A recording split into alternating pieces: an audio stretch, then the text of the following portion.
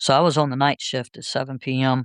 over at the Pentagon, and myself and my buddy Francis Neely, we did the hazmat collecting remains, human remains. That was our job, our primary job.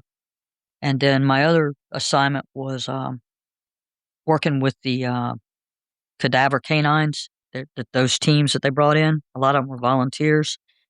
And of course, we were trying to also get the guys and I say guys, I mean men and women, to come out and help keep those dogs kind of happy and cheered up. So we'd go over to this little park next to the Potomac River in the middle of the night and let them play hide and go seek over there so that the dogs could find that the dogs had to find somebody alive if they could, and then just let them lick you, play with you, whatever they want to do. You know, it cheer our people up as well as the dogs because the dogs were getting depressed. And when they're depressed, they don't want to get out of the car. And, when they arrive and they don't want to work, they put their heads down and they don't want to work. That's Jennifer Clark Eskew, a former state trooper, undercover, and ATF agent. This is the Silver Linings Handbook podcast. I'm Jayson Blair.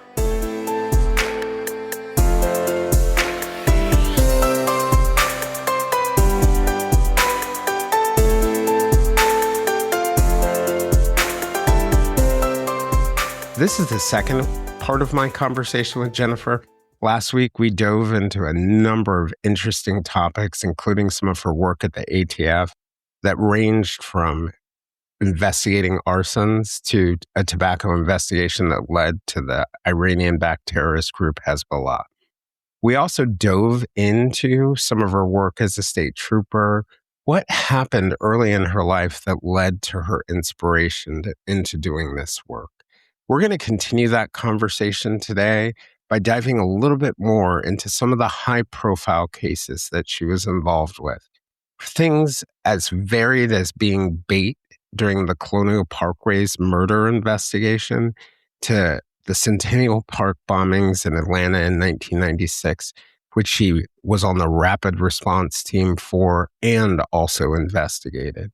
We're also going to talk about 9/11. She was among the first responders to the Pentagon and spent weeks afterwards working as a part of those recovery efforts. We're going to dive into all of that and more.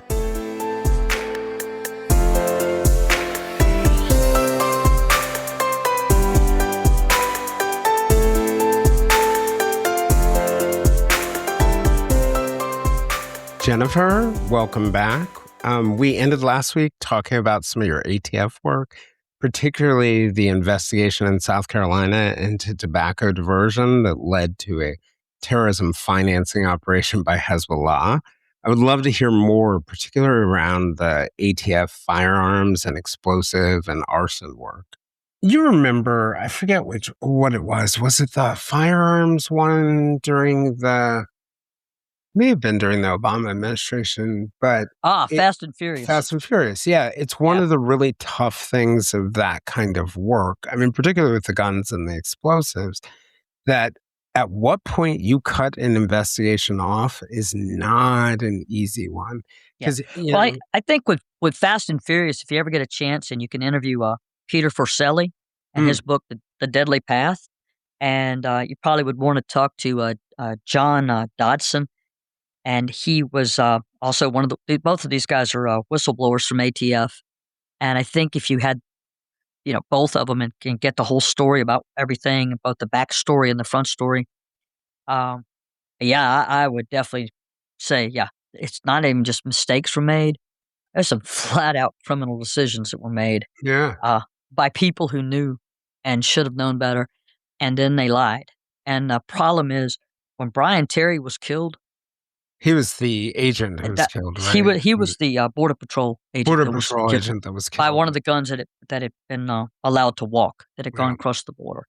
And when you've got somewhere in the neighborhood of 2,500 guns that have walked across that border, and they know it, that they went, and no efforts were made, and you have a U.S. attorney, his name was Dennis Burke, and he knows this is going on, and he's insisting that it continue, and then he's not making any effort to stop it. And you're seeing all these assistant U.S. attorneys that could have done something and didn't.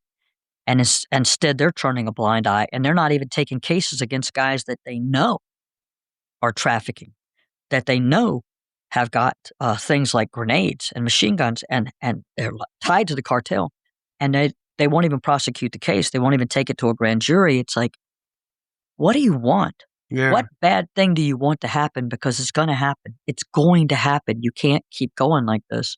Yeah, I And saw this, a yeah, lot in the Middle East during the war on terror. I mean, yeah, I know people who spent years and years of their lives trying to find Stinger missiles right, yeah, in Libya or wherever it was. And I think sometimes in the name of good and doing more good, and sometimes it's about a person's reputation or their ego or other reasons like that. But whatever it is, it's yeah. really easy to get lost on the hamster wheel, as I like to say. Well, you get that, and I think there are people who feel like they're going to become somebody important, and it's like, Yep, what? yep. Aren't you happy with who you are already? What are you trying to be? Or you suddenly feel like you're going to be politically connected. Yep, yep, yep, yep. That doesn't matter. You're trading lives, There are things and the that are live, bigger. yeah. But we can tell you that the lives that you're trading are these people that live on the southern side of that border that are getting shot and killed every day by the cartel. You know, the Zetas, a lot of people hear Zetas, but the Zetas, you know, that's a vicious One of group. the large Mexican. Yeah. And they were extremely violent, extremely vicious. I mean, you're Well, arming they were them. the arm of, they were the military arm of which cartel was it? The Sinaloa, Uh, or was it? But they've broken off a couple different. yeah, they've broken off. All of that's changed, and there's so many of them, and Sinaloa and everybody else. And it's just like you sit there and you're thinking, hey, this isn't a game, and you gotta you gotta pay attention to what you're doing. And there's some things here you can't try to cover up and you can't lie about. And it when you start looking at that, like I said, you get those two guys, if you get them on your show and get to talk to them, it's eye opening what they've written about in their books and what they told and what they swore in front of Congress. Um, and you're like, wow, it's messed up. And it's like, hey, ATF, the operation was called Fast and Furious, and you let the guns get away from you. You let them Yeah, get across the border, and it didn't just happen once; it happened repeatedly. And there were agents that said, no, can't do this. Got to stop this. We can't do this. And it's like, I'm not going out. I'm not doing that. And those agents ended up becoming the whistleblowers. And you had people who, unfortunately, were willing to turn a blind eye to it. right. And now it was handled, but um, just like I think when we were buying drugs from people and the prosecutors would come back, like back in the day, especially if you bought drugs off a doctor or something. Well, they're just a misguided professional. Oh no, they're a dope dealer. I don't care Yeah, how you put it. They're a dope dealer, and they didn't listen to us a lot of some of the times back. biggest, most Yeah, damaging yeah, drug dealers in communities are people who have prescription pads, right. because not only can they do it with impunity, they can use powerful drugs that can really get people killed. They can, and we sit there and back in the late '80s and the early '90s, a lot of times they were given that sort of a pass on that because of their profession. And it was like, wait a minute. Well, by the time OxyContin came along and good old Purdue Pharma, and they, you know, Right? it was out of control. Eventually, a lot more prosecutors realized, oh no, they really are drug dealers Yeah. and they're making a fortune off of this and they are wrecking lives left and right. And it's like, yeah, and it's out of control and we can't control it. And we're like, no, we can't. And where I worked at, I was in southwestern Virginia, so we were in the start of it. Oh, yeah, in the heart of it. And did you feel like sort of like not addressing some of those issues early on kind of created a permissive environment for those early opioid clinics that, Yeah, you know, we went to the meetings. I went to the meetings. I went. It had hit us so hard out in southwestern Virginia in Lee County. But Sheriff Parsons was out there, and he's still out there. A lot of good people, and we saw the devastating effects, and we were seeing it all the time, and the crime rates just skyrocketed, and it was insane. And so we kept trying to get somebody's attention, or like, can't we talk to DEA? Can't we get this Purdue Pharma to do something? Why we got to do something about this? Well, it's not everything, and they're misusing it, they're abusing it, and it's not Purdue Pharma's fault. It's like something's not right about this. You know, these people, they're telling us that they were told that this medicine was supposed to be like aspirin and everything. Well, now, if you use it properly, I mean, because you could abuse aspirin too. And I went, not like this. I mean, It's no. funny. I said, if you want to disabuse anyone during that time of that period, just talk to one person who's hooked on Oxy and you'll figure out what the real deal is. And Lee Yeah. County is sort of like, I like to call it the nose of Virginia. It's that last county.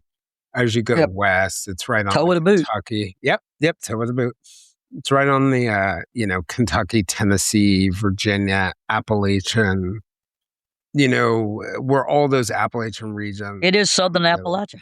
Yeah, yeah. And I always say it's one of the most beautiful places Absolutely. I've It is one ever of the been in my prettiest life. counties you'll ever drive through. And it was as somebody who had been there when I was, much younger, to go there in the 2010s after not being there for a while was Hmm. just such an unbelievably sad experience because it was Yeah. still beautiful outside, Hmm. but not in town anymore. Not in, yeah. Nah, it got rough, and we were there. We got called by Sheriff Parsons in Lee County. They called the ATF office, and it was 1999. And he wanted a couple agents if they could come over. They wanted to talk to him about this stuff called OC. And I said, "All right, what's going on?" He said, "Well, it's this pill. It's got OC written on it. It's a white pill. It's known as Oxycontin." We're like, "How do you even spell that?" And they told us. And I said, "Well, what's going on?" They said, "Well, you know, the break-ins, the burglaries, the thefts are through the roof. They're up 800%. We don't have that over here. We're 29,000 people in our whole county, and this is everybody is being affected by it. And this pill started off as like a 10 milligram pill, and now it's up in a 20 milligram and a 40 milligram, and it's all over the street, and the teenagers are using it. Uh, Everybody's using it. It's just everywhere, and it's extremely addictive. And as we were learning more about it, went over and we started helping them out. We started working cases and working undercover. I did some undercover over there with that. Uh, it just, the cases just kept coming and kept rolling. And we found out about the pill mills, and we call them the dirty doctors because they were, scripting out to people. And then there were people who were stealing the script pads and writing it out. And then there were break-ins in the pharmacies. Um, And then there were armed robberies of the pharmacies right in broad daylight. And it spiraled, and it was every day. And our office was small, and we were the biggest federal agency out there. And DEA had just put 2 agents down in the region. And it was, at any given time, it was either 5 or up to 8 ATF agents in our office. And we were the biggest agency, federal agency out there. And the 2 DEA guys were so inundated with meth and cocaine, they didn't have time for Oxy. For that And piece. we're like, we'll work on that end of that. And so I remember going out there in a meeting, and 48 Hours, the TV show came, and Mm. they were filming it over at one of the high school, I guess we were in the high school gym. And also, I think we went over to the courthouse for part of it there in Lee County, Jonesville. And they were trying to make sure, we got to point this out. We got to make sure that legislators know about this stuff. We got to, got to do something about it. Got to control it. Got to do something. And the next thing you know, the state police, they had just a very, very small, what they call a diversion. It has to do with drug diversion unit in the state of Virginia. And the agent that had been trying his best, and he felt like he was running his head into a wall. Um, he got offered a very lucrative job by Purdue Pharma to come and help from that end. Ah. And so, I mean, it benefited his family, and he could take his retirement and freeze it, and he could do, and you know, he took it, and can't blame him because it was an opportunity to try to work from that end to try to fix things. And so I think Purdue was just trying to paint a nice picture personally, but I don't Right. think any of us realized it at the time. And then Purdue kept making excuses, and then it was like, "Oh, we're gonna make it so that they can't be tampered with." Well, that wasn't true. And then they all said, "Hey, we have something that's even better. We have this drug called Suboxone, and it will replace methadone, and Suboxone will be better." Oh, And it's we're like, very interesting. So I was "Eh, working in the mental yeah, health community right as they were marketing that.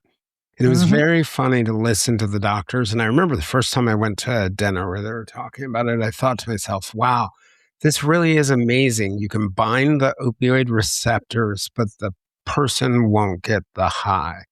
yeah, And then I remember saying to one of the doctors who was giving a presentation, I'm like, have you guys like addict tested this? Because I didn't know anything about how you do it. And he was like, what are you talking about? I mean, like, have you given it to a bunch of addicts to figure out how they will figure out a way to, to yeah, bust this? And he's like, well, we can't do that because of clinical rules.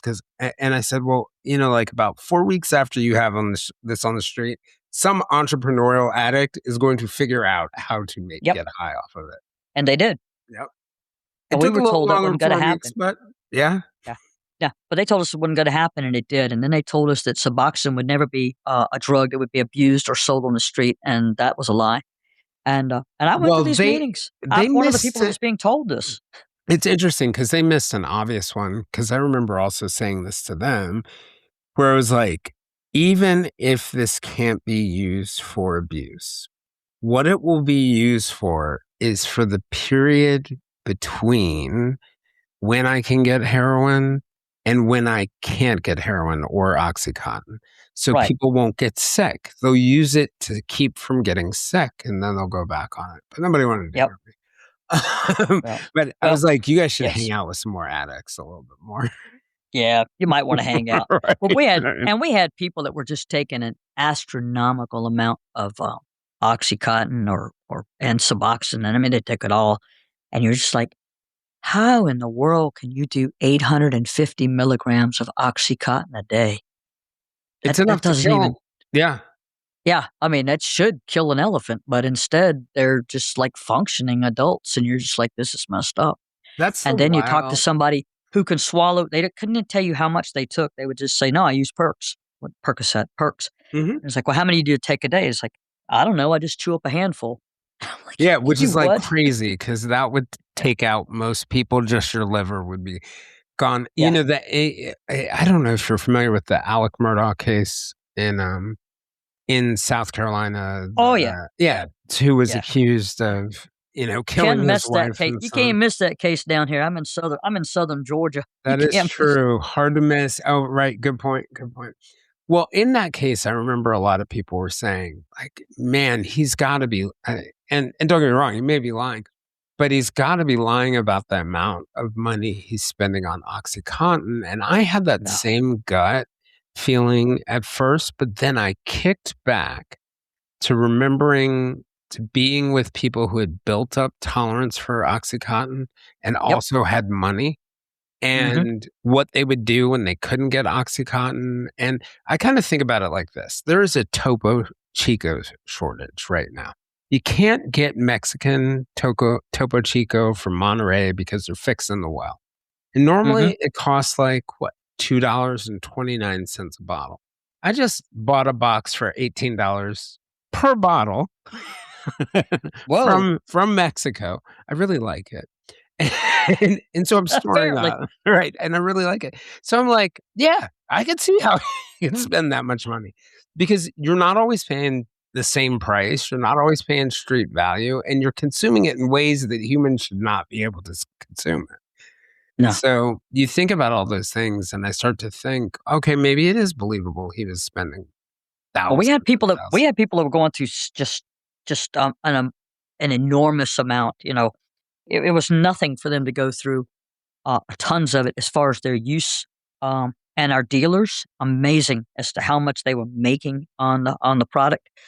And our undercover operations with OxyContin back in the day, like in the early 2000s, we drove the price through the roof. We made it so that it was so hard for them to get, and we couldn't shut it down. We tried everything we Mm. could. So what used to Like be a money dollar, was not gonna be an obstacle to well, getting it. okay, Yeah, well, it was a dollar a milligram on a 40 milligram pill. right.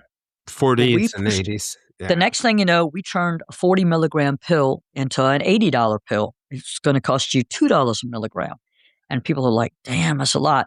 Eventually, we got it to where we were running basically $150 if you wanted to get a 40 milligram pill. Wow. And we still couldn't Stop it. make a dent. Yep. No matter how many people we arrested, no matter how many stolen guns we recovered because they were stealing them and trading them out, um, no matter what they did, the arson fires that were being committed to try to make money or to try to conceal a crime or breaking in, it didn't matter. No matter how many people got locked away, it was constant.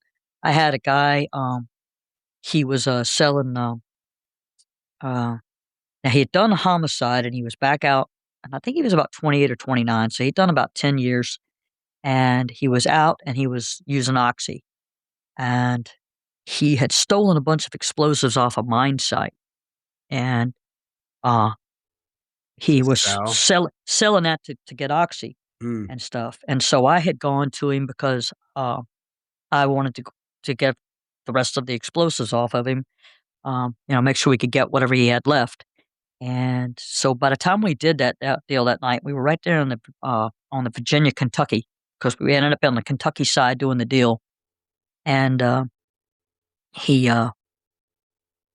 that was all he wanted was the OxyContin. He just needed money for the OxyContin and stuff. So he was telling me how to build the bomb with it and how to wire it up, um, you know, to the car because I was gonna blow up my soon to be ex and the person he was cheating on me with, and so he was just it was just a deal we were doing What in the middle a of the what night. a unfathomable story. Yeah, yeah, I'll tell you, it's a story that just ain't gonna happen. But we were doing Yeah. this thing, and everything about this whole thing was just for the OxyContin, and everybody I would talk to in that time period was always about the OxyContin. I talked to a 17-year-old and a 15-year-old, both girls. They were high school teenagers, and they were extremely addicted. And they were telling me stuff that they did to obtain the drugs, to get the drugs, and who they were doing these particular sexual acts with in order to get the drugs. And I sat there and I'm, in my early 40s, and all I can think in my brain is, um, they have just told me far more than I have ever known in my life about sexual acts, and Mhm. this is way more than I ever wanted to know because this is disgusting.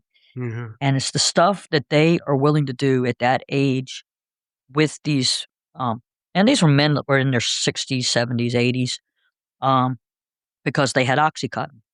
They had the prescription. And what they would normally do is they could get half the script, which, half a bottle, and let that person would keep the other half, the person who actually got the script. They would keep their half, and then they would trade them out half of them. And she would always ask them, "Are you selling them?" And they'd say, "No, I need these. This is going to get me through the week." And it's like, you're with us now. You're not going to be able to use those anymore. You're going to be locked up. And it didn't matter. They were going to do anything they could do to get more of the oxy. And of Well, course, there's plenty of overdose deaths.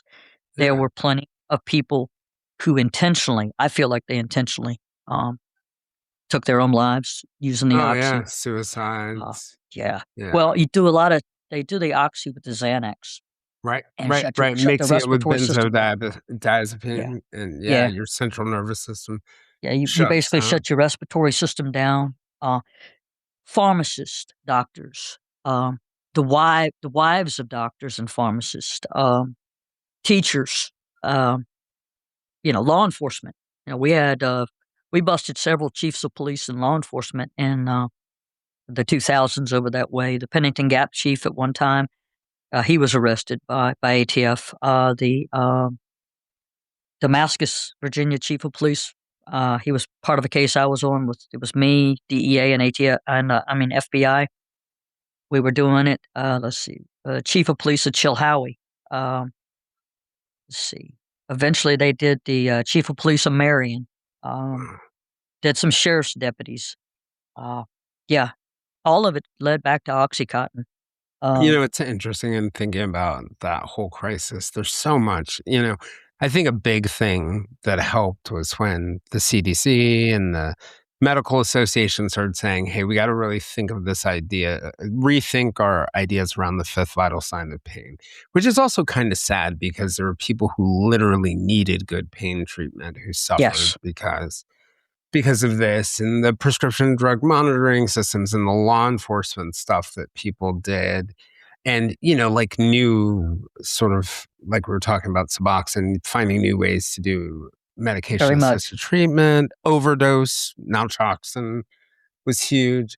But I look at it all and the law enforcement efforts and say, I don't think it's a coincidence that this crisis didn't start to slow down until we cut the head off the snake.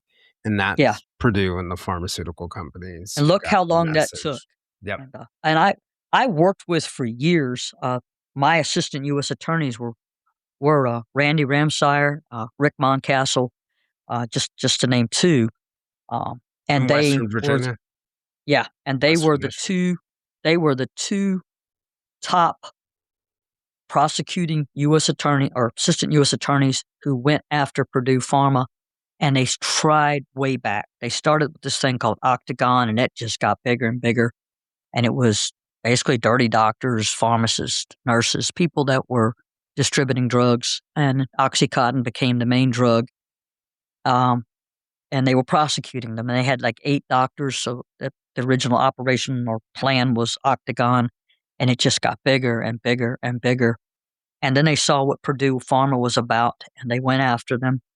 And that first case, everything they did, and it was like it wasn't even a slap on Purdue.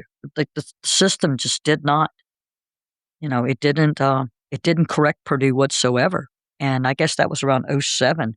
And at the same time, Beth Macy, she wrote her book, Dope Sick. And her book, Dope Sick, only starts about 2007. It's not even back in the days of, we started our OxyContin in the ATF office in 1999 is when we started working with Lee County, Virginia. We'd already been through years of it. We were wore out from it. We'd had 8 years of the Oxy War.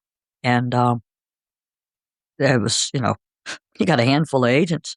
You got all these other things going on, and you're just wore down. And in fact, in 2006 is when I was with the FBI and the DEA, and we started Operation Leaky Shield, which was the corrupt cops. And we worked that through 2008. And then more officers, ATF, picked it up and ran with it again around 2010 and again around 2011 and I think 2013. And it was still... Yeah. Yeah. And then, it was all Oxy. Yep. And, Dreamland was written after that. I don't know if you've ever read Sionis' book Dreamland, which talks hadn't about read the that whole one. ecosystem. But there's another one. I can't think of the name of it, but it'll come to me at some point. But anyway, it was Prescription just for Pain by Philip. Painkiller. I think Painkiller was very was good. one. Oh yeah, Yeah. That's another. Yeah. Good one. And then I do like what Danny Strong did with the Hulu series on Dope Sick and how he portrayed the area and how he portrayed the people that I knew. He did a great job of that, of getting them on screen and the work they did and how much they did to try to come up against Purdue. But you look at Purdue, what was it, 2019 or 2020, before they actually had to start facing real penalties for what they had done? Right. Well, and I even remember after the September 11 attacks, so we're in 2002 when Giuliani was leaving office and I was up in New York. I will never forget this day where one of my colleagues said that Purdue Pharma, who I barely heard of, was hiring Giuliani partners. We were all like, why in the heck would you be hiring Giuliani partners? And it was exactly for what you would think. In 2002, 2001, they were already preparing for the war. I mean, they knew what was coming and they did not. And, I don't mean to malign anyone because I'm sure that there were good people who work there, but they knew the result was going to be people's. The Sacklers didn't care. Yeah. Yeah. And I'm sure their top people and stuff, they didn't care. And the billions and stuff. And I had someone tell me way back in 2002 during one of those meetings where they had come down to Southwest Virginia to explain to us just once again how stupid we were and how we just didn't understand, And they wanted to tell me about the Met. And they wanted to tell me about the Guggenheim and these things. And I said, what, you don't think I haven't been to New York City? You don't think I haven't seen these places and been there? Yeah. I was like, I don't care how much money the Sacklers donate to those things. Look what they're doing. Look who they're making their money off of. And it's like, you sit down and you listen to a 15-year-old tell you how she got addicted to something. Yep. I was like, she just went to a party. She just wanted to fit in. She's 15. She just wanted to fit in. And they had crushed the pills up and put it on the plate. And she wasn't sure, and her friends told her it would be okay. And so she just did one little line, and it was okay, except it wasn't. And the problem was that she wanted to have that feeling again, that feeling of whatever, that fitting in or that feeling of pain-free. I don't really know. Peace. And stuff, because I'm not a drug person. I just never have been. So she got a hold to some more and she used it again. And by Sunday evening, she was wanting more.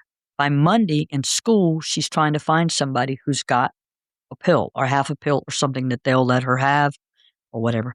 Yeah, well, she finds an 18-year-old kid that's in high school that's got a pill, and he's got a few things he'd like to have in return for that.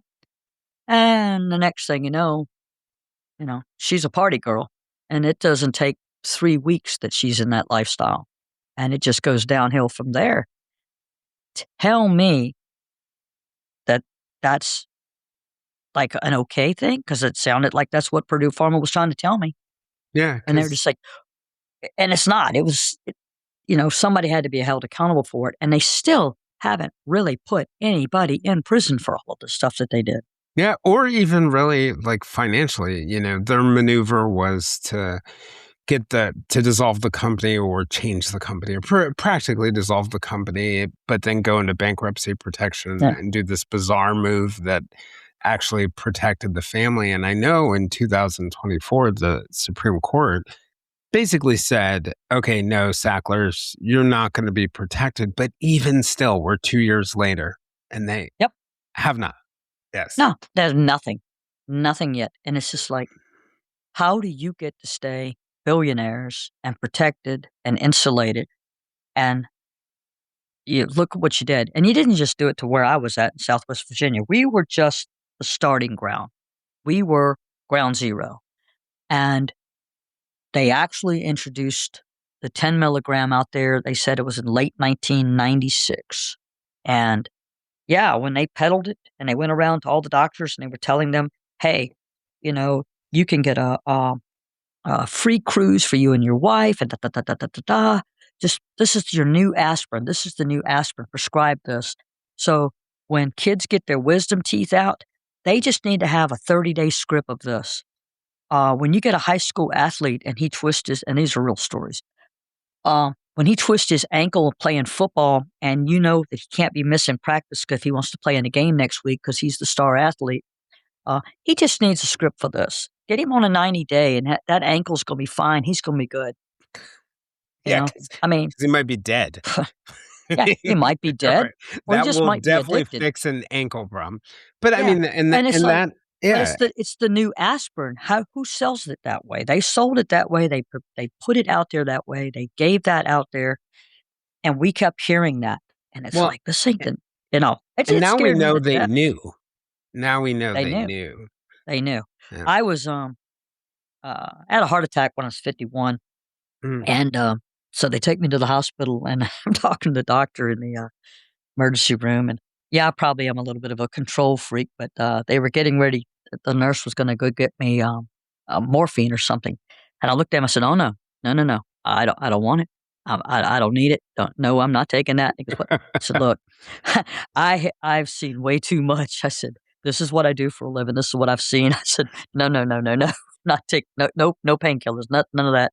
And he's just like, "Gotta give you something." I said, It's like, "No." like they're gonna arrest me if I Yeah, don't give you yeah, something. yeah. I was like, I don't want a painkiller." I was so afraid for Mm. somebody to give me a painkiller. I didn't want it.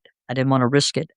Um, Well, I you know, got good news for you though. Like, yeah. less likely to get high if you're actually in pain. It's a weird thing about it that Yeah, well, it that's a good thing. yeah, so here's the wild thing that it's the transition from the point where you're in pain to when you're no longer in pain and you're Yeah, fearful of pain and you keep on yeah, taking it.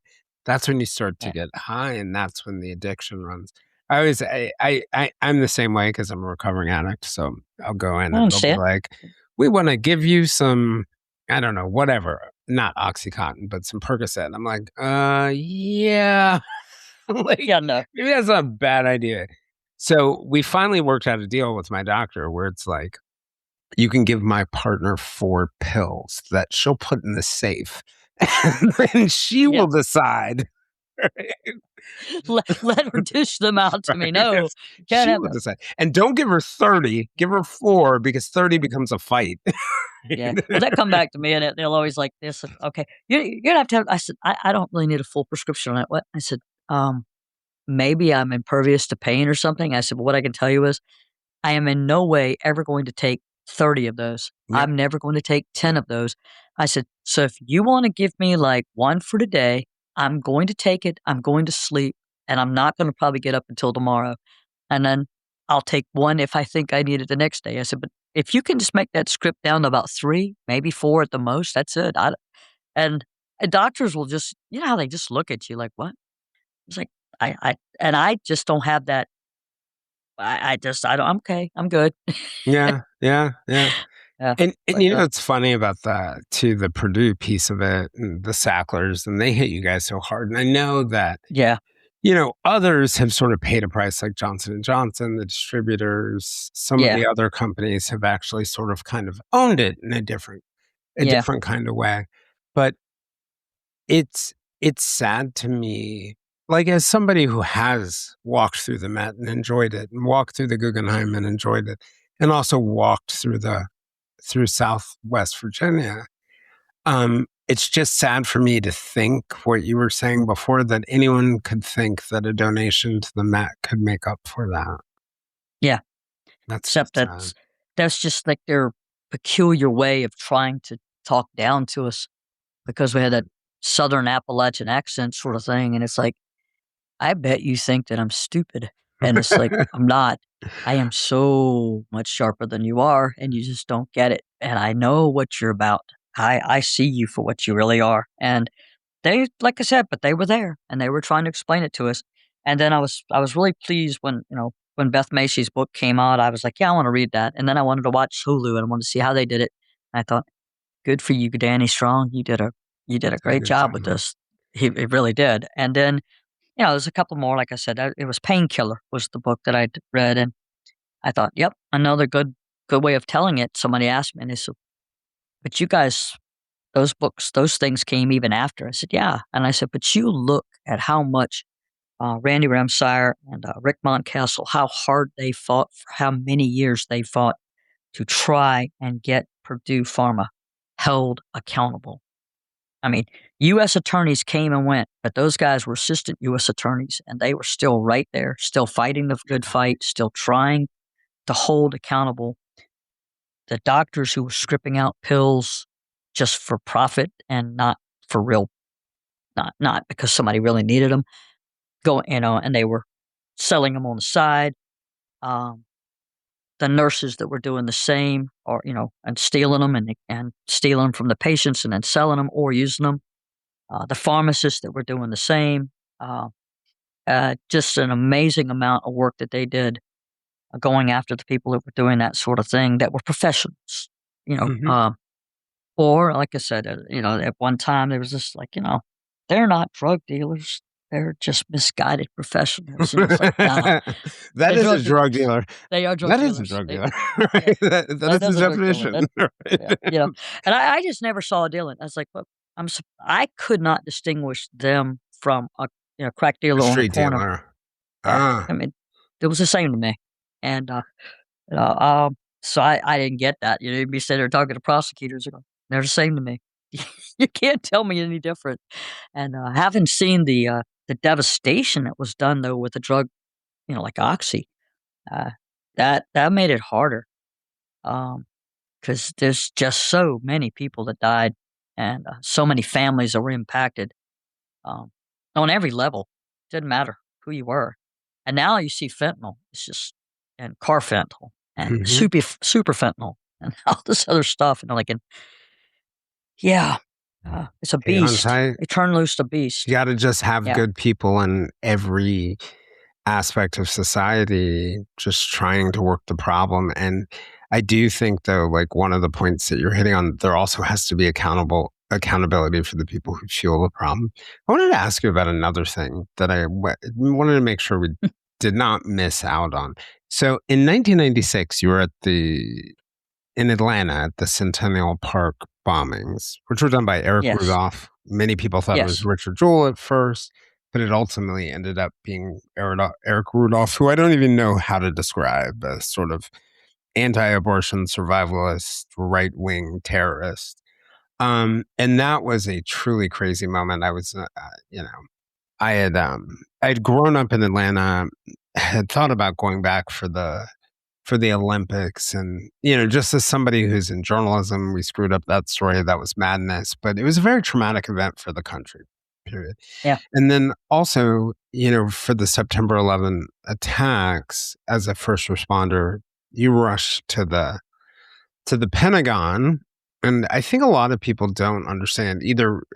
I don't know if I told you this, but I was in Brooklyn when the World Trade Centers were hit, and it was an early morning day, and we were out reporting. And because it was a year after the Bush thing, it was a primary day. And we had all those hanging Chad machines that created all those problems in Florida. So we were all out, and I heard sirens and fire trucks coming in the opposite direction of me. And I turned around and I was like, because you're used to in New York hearing fire yeah. trucks and sirens, but the wave of them was just so big. And I turned around and I saw the second plane. Anyway, ended up going into Manhattan later that day. And then I also had, friends who were near and at the Pentagon and around it. I also had some who were working on the giant construction project that was going on there. And one of the things I think a lot of people don't understand, first of all, the first responders are amazing. They rushed in as everyone else was rushing out. And it was their job to rush in, and it was everybody else's job to rush out. But there's something amazing about it.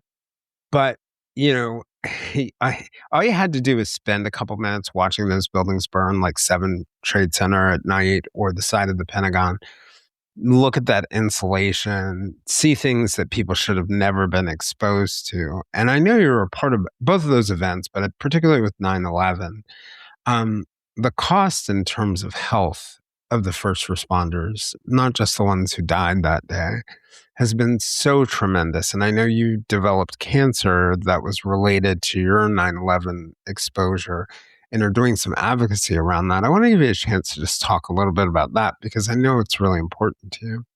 Thanks. Um, let's see. Well, when I got with ATF in 1990, and I did undercover for a while and stuff.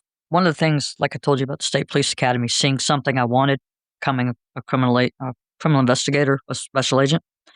While I was in ATF Academy, I saw the National Response Team. That was a like a part-time thing that you could do. It was specialty training, and it was specialties around arson and explosives or bombings. Um, Basically, just working fire and explosion incidents and determining what the origin and cause was, and then if it was criminal, uh, arson, bombing, or if it was accidental or going in that direction. But so I saw that. I saw it as something I wanted to do. So in 1994, I applied to be a part-time member of the ATF's National Response Team. And I spent the next 23 years going out on calls when I was available to large-scale fires and explosions. Uh, I absolutely found that to be the best part of my career, um, bar none. It was just incredible. And so in 1996, we went to a training for a week, and it was just to get us ready to go to the Olympics in Atlanta. And then we spent 7 weeks in Atlanta, uh, staying very, very busy every day for no days off. And uh, it was to protect the Olympics and all of the venue sites from any incidents. And we were doing diagnostics on any kind of packages, which were normally somebody left a baby diaper bag or a camera bag. Uh, but we were doing that and got a phone call. It was July 27th, and they were telling us that something had happened at Centennial Park. That's where everybody could go. It was free. And there were about 50,000 people there for a concert, and they could just, eat and drink and socialize and listen to the music. And so we responded to this incident. The incident, of course, was the bombing by Eric Rudolph. And so I worked that event as far as working the post-blast investigation with our team. Uh, and we did that over about 2.5, 3 days, I think, total. Then they had to get it all opened back up. And then I ended up back in Atlanta for the Sandy Springs bombings, which was 2 at the abortion clinic there. Yeah. And then, yeah.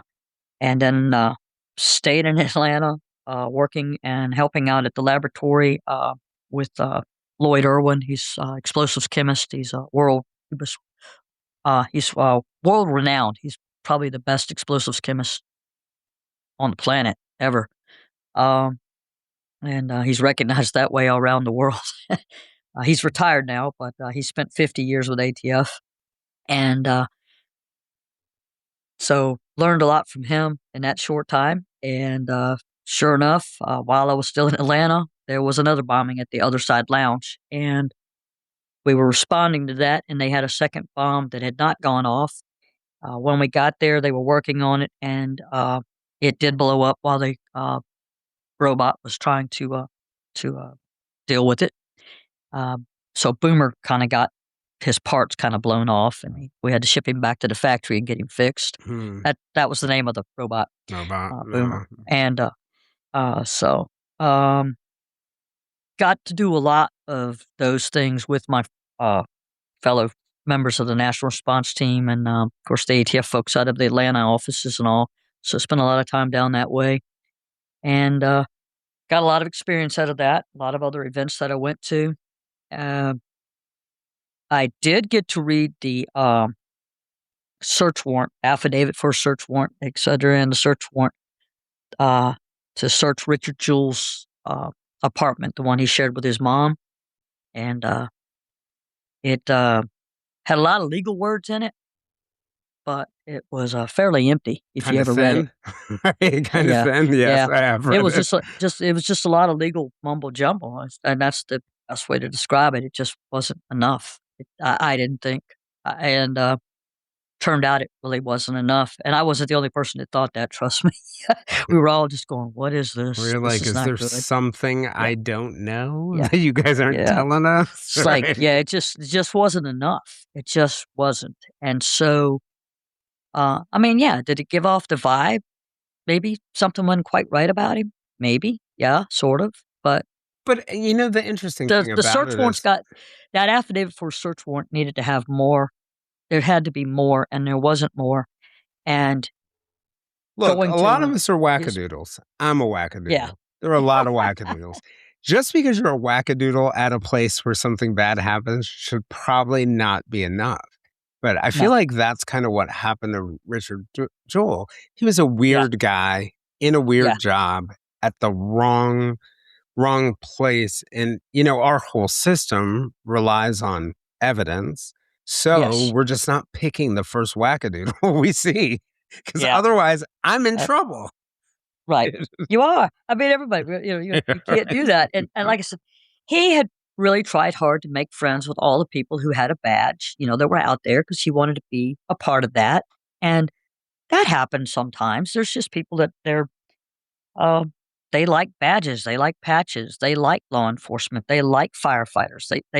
They actually genuinely like and want to be a part of that community, and they want to be included, and they want to be respected too. And it's like, yeah. And so, but he hadn't said anything out of the way. He hadn't done anything to anybody. It didn't work out. I do think that Clint Eastwood's movie, Richard Jewell, named for Richard Jewell, did a very good job and explained everything that was going on and the the stuff that shouldn't have. Um, and he should not have, all that shouldn't have been. Uh, I heard about the things that they found at his mom's apartment, and of course, I got to see some of it portrayed on the movie thing, and it was just like, yeah, it's just wasn't enough. Right. It wasn't that search warrant was vague, but it was written very legally. It Right. It just was sounds very. good. That's the It just problem with sounded good, lawyers. like They sound good no matter so. what they say. Right. And I am glad that he won undisclosed amounts of money. That settled. Yeah. Everybody wanted to settle. Shame on the folks that did that to him with the media, uh, because that was wrong. Shame on the FBI person that was involved with that. That wasn't right. And so beyond that, you still had to deal with this person that we didn't know who was the bomber. And then when you did find out it was Eric Rudolph, by that time he had killed the police officer and had severely injured and blinded the nurse in Birmingham. Right. And he wanted to see his work there. I did not go to that particular incident. I wasn't available to go. But anyway, he did that one with a remote control, and he was able to stand across the street on the sidewalk across and watch what he was doing. So he actually timed it so he could detonate that with the police officer standing there over Yeah. top of it. And that Yeah. guy was working a security job there at the abortion clinic, and he was killed. The nurse was there to go into work, and she lost her eyesight with that and had a lot of injuries from it. Um, and then he went and hid away in the mountains and Those roughed cowboys. it out for 5 years and finally got caught. Thank goodness. And which was kind of weird. He was dumpster diving to eat. Yeah, at a And gas station, yeah, as I recall. yeah, Yeah. yeah, back behind some building there. And then the little officer that was out there with him, they couldn't shut him up. Got in the car. I guess he hadn't talked to anybody in so long. He Probably just it. wouldn't shut. so, Right. so you talk to different guys and they're going, "Oh no, he wouldn't shut up." Yeah, so it's like okay, but interesting enough, Eric Rudolph didn't mind killing other people, and he did. He killed people. He injured 109 at the Olympics, and he killed one. But then a second person died because they had a heart attack trying to run to that Right. location Right. and died. So two, and um, The cameraman, right? Was one of them. yeah, from Yeah. India, the guy Yeah. from India, and he wasn't in the physical shape to do that kind of running. Yeah. Um, but he did. He wanted to, well, he was a reporter. He was going to the story. On the job. Yeah. But I'm more concerned about the woman he killed. She was there at the Centennial Parks with her daughter. I think she was about 14, and she was killed instantly. Um, a nail went right through her head, right through her brain, and he put those nails in that bomb to do that. And the young girl with her mom, she got a couple of really bad cuts from nails, and but I think people should remember, he killed that woman, and then he injured all those others, and then you had the incidents at Sandy Springs and at the Other Side Lounge, and just grace of God, I guess that's why nobody was killed in those incidents because he was trying, and anyway, uh, when it came down time for him to face potential death penalties in federal courts for the bombings that he had pulled off, uh, he wanted to do a plea deal. He didn't want to die. He wanted to stay in prison for life, but he didn't want to die. And it's like, no, come on, Eric. You don't want to die? No. You didn't mind killing other people, but you don't want to die. So he's a coward. Yeah.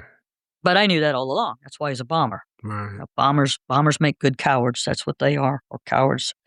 So he that's what he was. That's what he is. And nothing nothing about him to be admired or cheered on or copycatted in any way. Um, so then we just, you continue working and you go to different kind of events and more incidents. Went to a really big one in March of 2000 in Virginia at Radford. Oh, Uh, really? Okay. yeah, but that was an explosion. Actually, it was a double explosion, but they happened like within milliseconds. And that killed 3 and severely injured 6. Um, and it was at the New River castings up there in Radford. And that was a pretty sad event. Um, One, they had it's this bizarre gas that they used there, had a really, really nasty odor to it, but they'd had a leak of it. And instead of finding that leak and making sure that stuff was cleared out and getting it taken care of, they just sent the workers outside to the picnic tables to just smoke and joke and hang out for a little while till that nasty smell was cleared out. And they didn't worry about it. And they kept having that problem. And then the workers were like off Saturday night whenever they came back Sunday night. And during that stage, enough of this gas had built up in a lower area.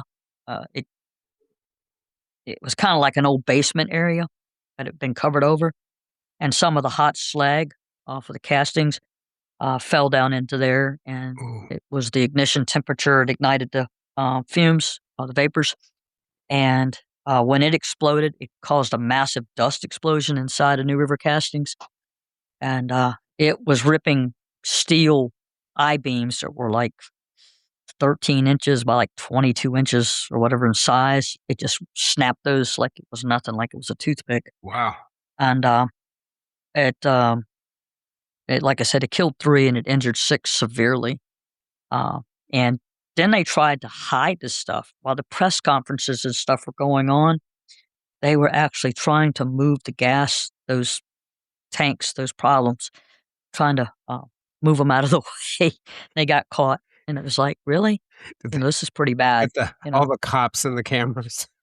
It's like, it's just like, it's like, you surely you're not out there trying to do that. We're watching you. We know what's up. And so yeah, so that was the biggest fines in the state of Virginia for a civil case. For the way they were doing this with the hazmats and stuff there. So that was massive there.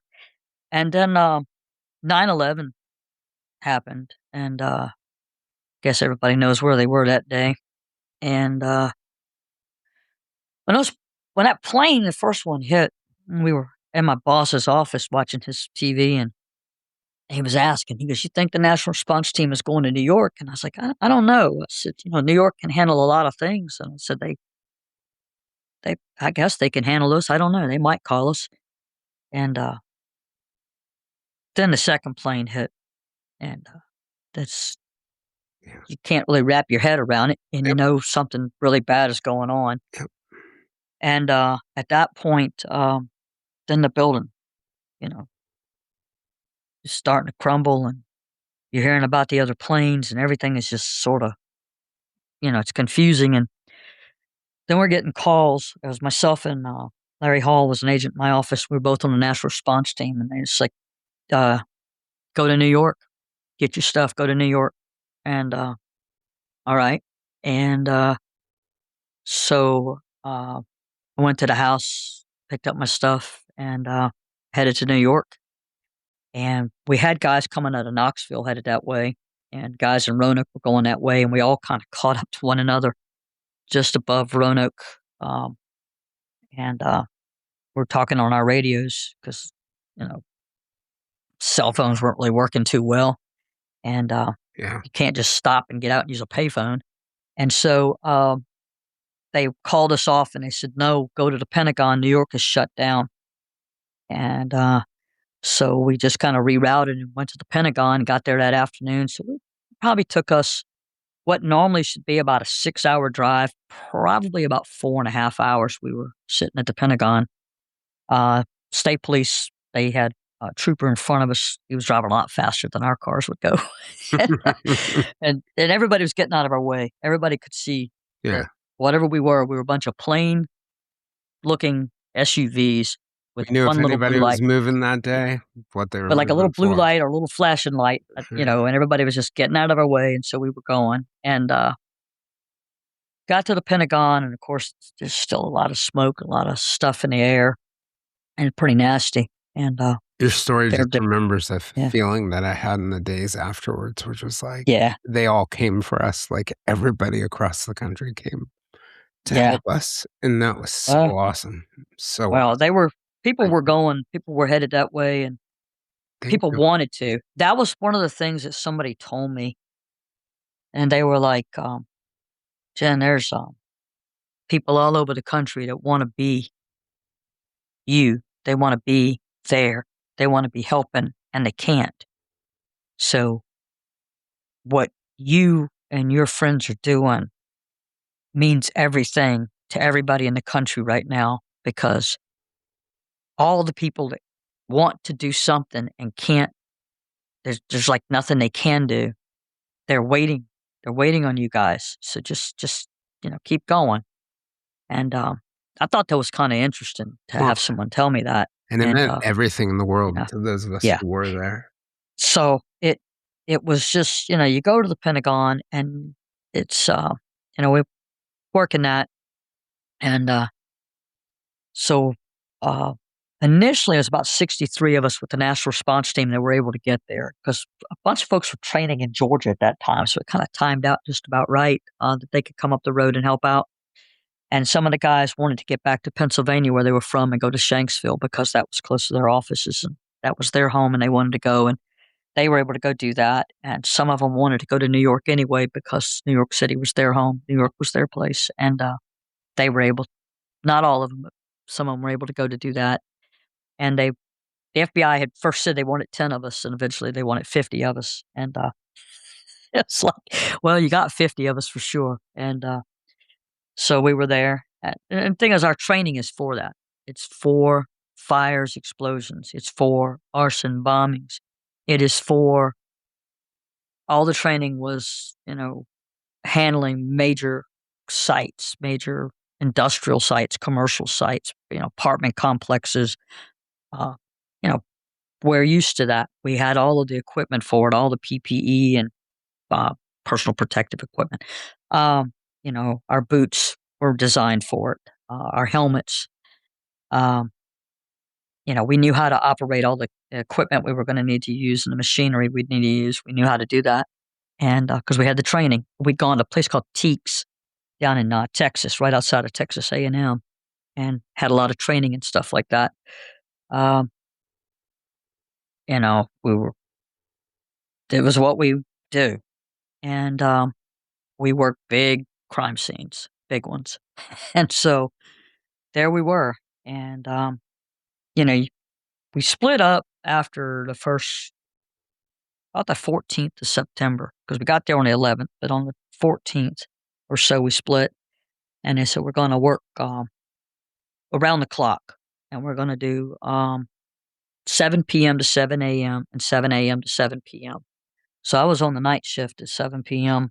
over at the Pentagon, and myself and my buddy Francis Neely, we did the hazmat collecting remains, human remains. That was our job, our primary job.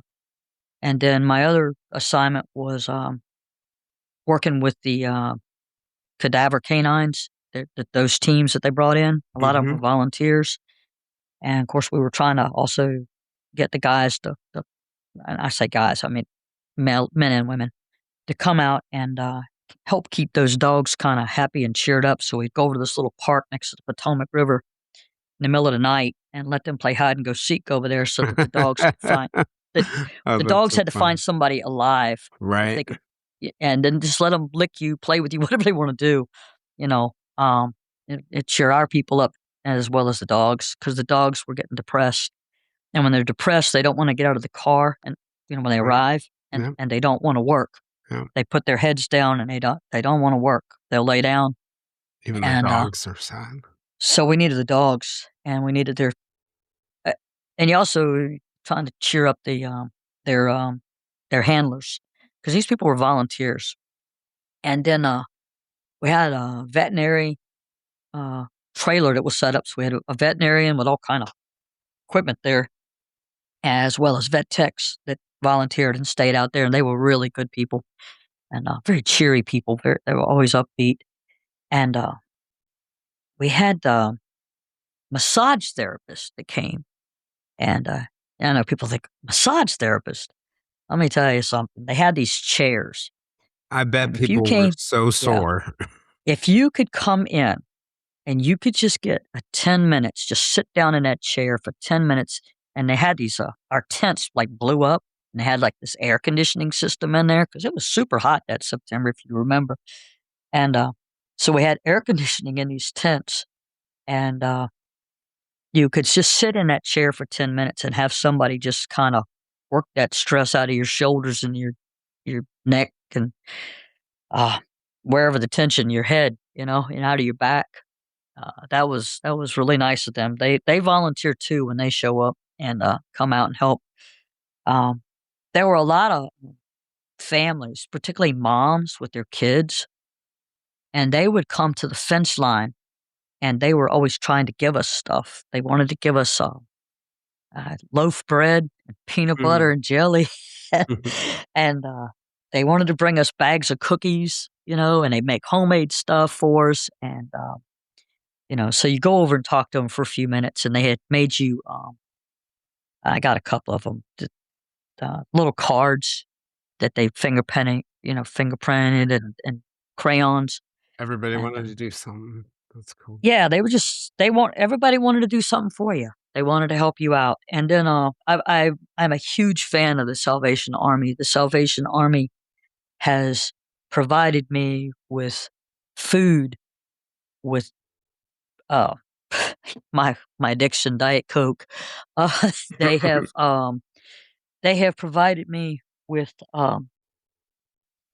a sweatshirt or a t-shirt or sweatpants or and lots of pairs of tube socks, the cheapest stuff on the planet. Um, they have provided this stuff to me when I needed it.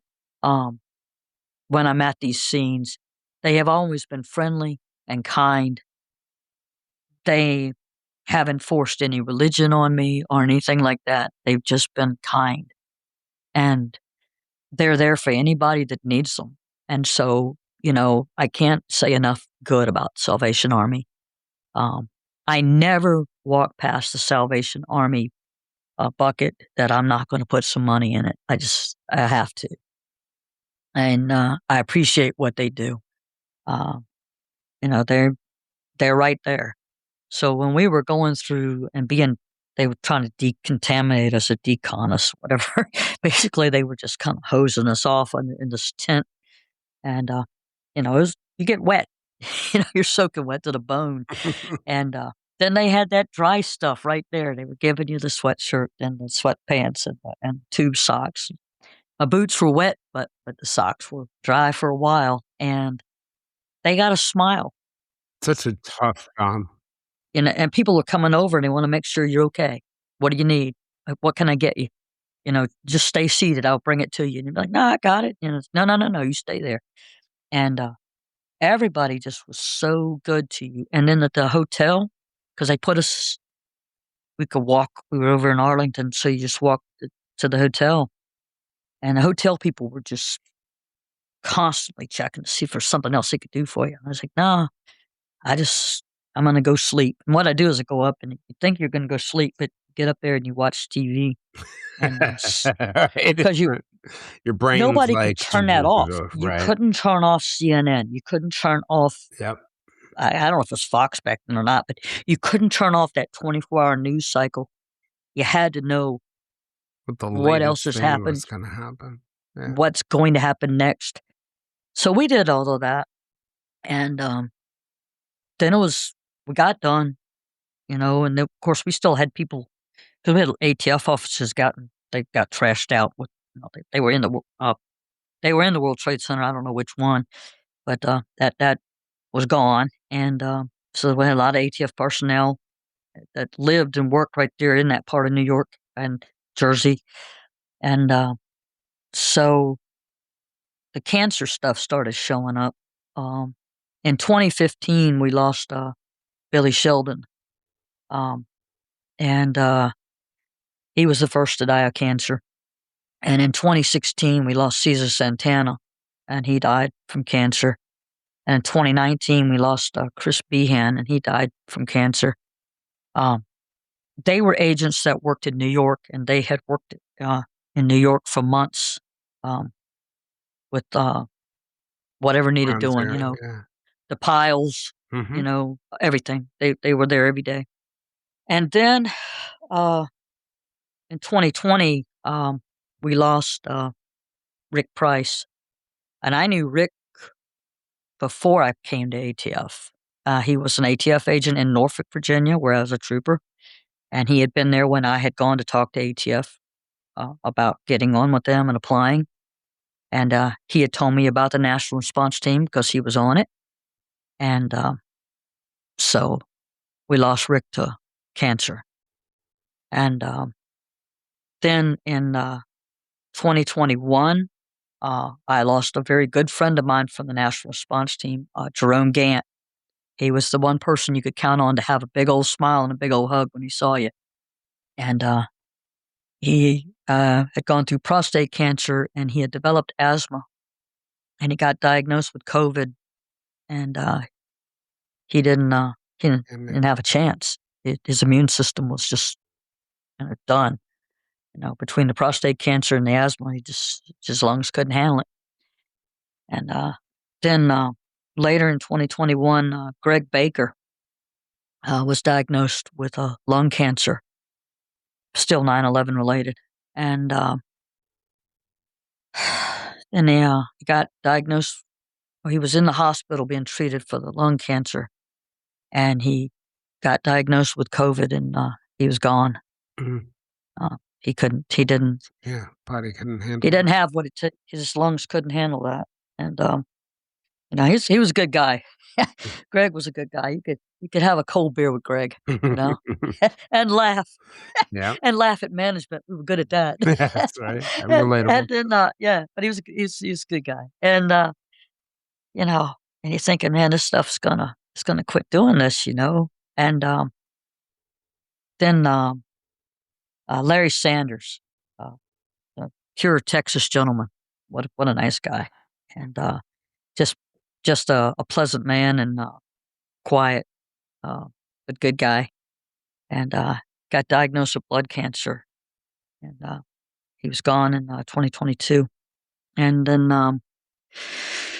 last year in 2025, the Southeast National Response team leader, Frank Malter, we lost him to interstitial lung disease. And that's a 9/11 related Yeah, cancer. Or it's a disease. It's not a cancer. But right. we lost Frank. And so that's 8 ATF special agents. Just ATF. 5 of them were on the national response team, and the 5 from the national response team were all with me at the Pentagon. And I got several other friends that have got cancer um, in one stage or another, or they are in remission. Um, I am fine. The cancer I was diagnosed with in 2021 was uterine cancer. Um, I got lucky; it was caught quick. My doctors didn't hesitate. We got things done right away, and I was very, very fortunate and blessed to have a great medical team, and I'm fine. I had my 5-year date this past April. I was clear. And I have some friends I know that aren't clear yet. I'd like to think that they're going to be soon. I hope. I pray. Um, it's kind of tough to Yeah, know. yeah. I don't think any of us would change anything though. There's no way we wouldn't go right back if it happened right now. All of us would still go. Um, That's beautiful. I appreciate it. Thank you. As somebody who was on the other side of it, thank you. It did mean you're the welcome. world, and absolutely meant. I mean, it meant the world. Um, Uh, uh, you're welcome. And like I said, I appreciate everyone that doesn't forget about us. nope. Um, so far, since 9/11, it's the it's the diseases afterwards. It's the I don't know what was in that dust. Asbestos probably, and No, yeah, a lot of it, and Lord knows what else. and And then of yeah, course the smoke. And you know, I'm sure you and guys I at the know Pentagon, live yeah, construction site, and all those wires from the IT yeah, equipment that they were moving, and yeah. yeah, I think maybe in the first several days of all of the incidents, it took us a while before we kind of like got our heads together and realized, hey, we're going to need to use the best mask and the best filters and the best things. And by the time all of that starts coming together, you've been breathing that stuff in. And it wasn't just when you're working, because we had stuff on when we worked. Um, we only ate 25 yards away from the debris piles, so the right, dust was just coming right past us. right, You know, everywhere. You couldn't escape yeah, it. I mean, there was a yeah, cloud, I know for yeah, days, and yeah. hopefully there's more that we can do. As we're wrapping up, what a wide and wild and wide-ranging conversation, and what interesting experiences you've had in life. And I'd be remiss not to mention you've got podcasts that are coming. You've got your book that's already out there. One of the podcasts you're going to be exploring all the wild creation that happens in the true crime space, and another one. I want to give you a chance for any closing thoughts. I am working on a second book, and it will be called Girl on Fire. It's Oh, nice. continuing to play on the fire, All right. and it will be my ATF undercover life and some other things, some of the bombings and things we talked about, some other things of that nature. Um, uh, yeah, I was a hit woman, right? So I yes, didn't so know I got that, some, but I got that's going to be an interesting yeah. one. So I yeah, guess so I'm going there's to some have you interesting. back. I had some interesting stories out there that I did. And the other thing I'm working on is a podcast. It's an idea I've had for a while, and I was thought about doing it into a book, and it came to me. I was like, no, I think podcast because I think I can have more people uh, and tell more backgrounds. So I'm calling it Becoming Fire, just like my book, but Becoming Fire, the podcast. I want to have it out by the end of the summer, and I hope to have these ordinary people who've done extraordinary things. And I'm starting out with one of my undercover partners. Well, I don't think you're going to run out of interesting things to No, talk with people about. I have no no, doubt. If we didn't get no. to hit woman in this conversation, then, Yeah, then I know there's a yeah. lot more. Anyway, well, thank you for I joining me. I've I just want to thoroughly sneak enjoyed that in. this. Yeah, Thank you very much. oh yeah, I've thoroughly enjoyed it. It's a fascinating conversation over so much. And I just think, I mean, maybe you under-index or underestimate how much we can all learn from the experiences that you have. And I feel like I've learned a lot in this conversation, but I want to end it on once again the same thing I said before, which is thank you. Appreciate your service. Appreciate you being there for us. I know it comes at a price, right? Even without a disease from 9/11, just in being in law enforcement and wanting to do the job the right way comes with a price, and I just appreciate it. I appreciate the gift of it. So Uh, Thank you very much. And yeah, you know what? I enjoyed my career. Um, all the ups, all the downs. I enjoyed my career, and I was doing exactly what I wanted to do. And I think I helped some people. Um, and I think I actually stopped some bad guys. And for that, I feel pretty good, I guess. Thanks for joining Jennifer and I for the second part of our conversation. In the meantime, before we're back, if you'd like to join me for more discussions with me and other listeners, we can be found on most social media platforms, including a listener-run Facebook group called the Silver Linings Fireside Chat. For deeper conversations with our guests or live conversations with other listeners, you can also join us on our Patreon at www.patreon.com/the Silver Linings Handbook. Patreon is where you can find early and ad-free episodes, but there are other places to connect too, like the True Crime Times Substack, which I'm editing these days, and also my own Substack called The Center Holds, which is really about helping people find a center in this very fractured world. So wherever you are, whatever platforms you may be on, come find me and let's engage. In the meantime, I'm Jayson Blair, and this is the Silver Linings Handbook podcast. We'll see you guys all again soon.